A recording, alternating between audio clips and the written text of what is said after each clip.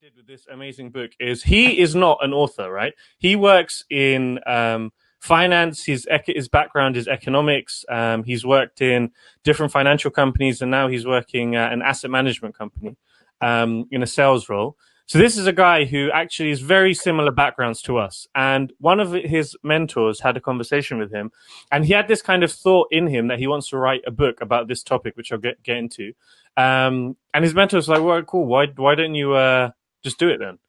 And he basically went ahead and created this book, got it published through Amazon. I found his story very inspiring, by the way, because I was reading through this and it's amazing content. But on top of that, it's something that I thought, wow, I could, if he has the drive to do this on top of his job, and he has a great message that he's trying to say, then it's something that I feel all of us could do. I think everyone has a story that they can share. So that's what I loved about him as an individual.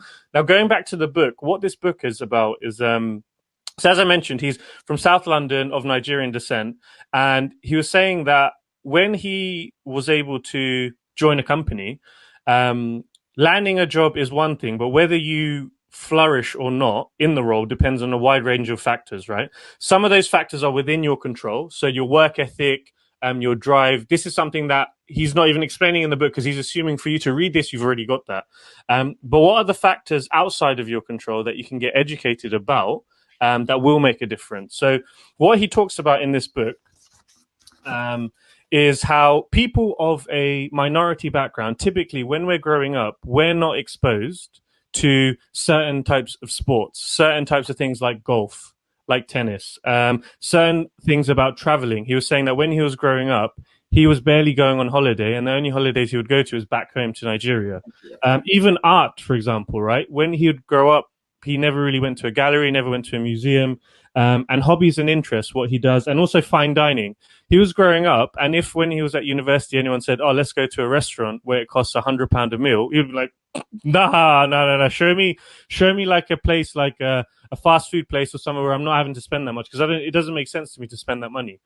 And then when he joined his corporate role, he realized that he was having conversations with people.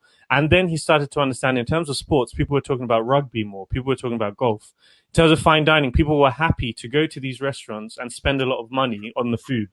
Traveling, people would come back from the weekend and say, "Oh yeah, I went here or there," even around the UK or to other countries. And he realized that for him, having these conversations with people, he actually didn't have many stories to tell.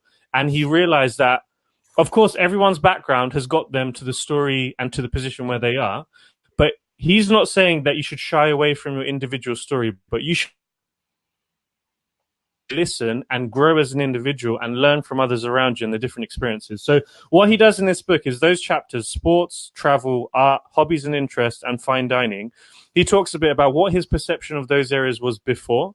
Then once joining a corporate company, he started having these conversations with people, and he gives his recommendation and views in terms of what you should do, the types of conversations you should have, and even recommendations in terms of places to visit, certain museums, etc. So I love this book for two reasons. One, him as an individual, for having the drive on top of his role, on top of his day-to-day jobs that are very similar to ours, to put this book together and get it self-published and sold through Amazon.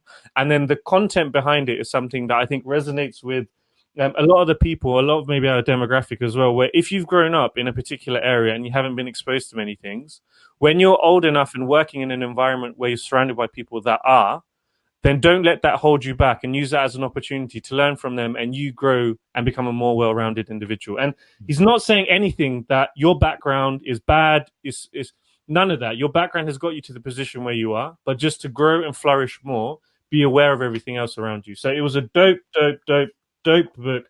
Very, very, like, I read the whole thing in a 2-hour flight.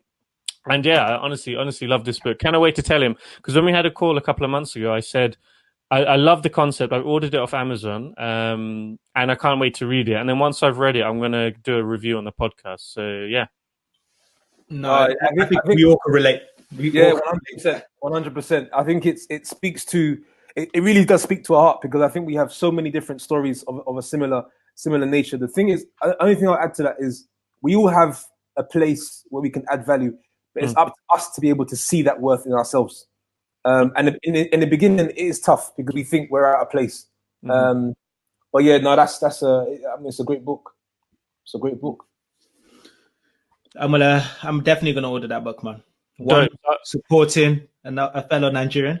Yeah. And then secondly, like I can definitely relate to it because when I started, and some of the stuff people would be talking about, like, let's go. People are like, oh, this weekend you want to go for golf? Want to go play golf this weekend? I'm like, why do people play golf? But now you realize that those are the places where deals are made on that. Yeah.